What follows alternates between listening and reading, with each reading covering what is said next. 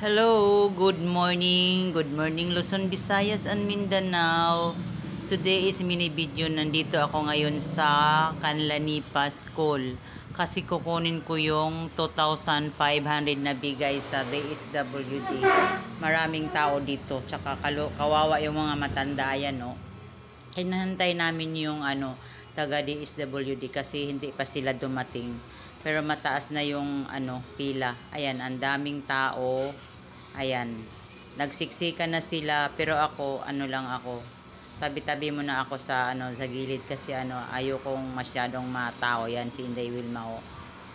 Walang kasama. May kasama ako, yung kapatid ko. Bumili siya ng water. Ayan. O di ba? Yung iba naman nagpapahinga sa labas, yung iba naman nagpila.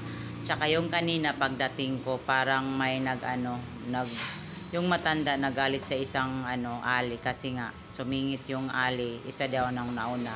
Tapos okay lang, maya-maya okay na yung ayan, nandito na yung dumating na yung taga DSWD.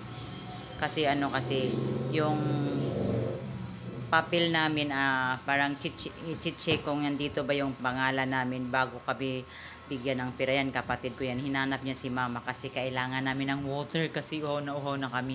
At saka ang init. Tiis lang kami para makuha namin yung 2,500. Sayang naman. Bigay ng DSWD.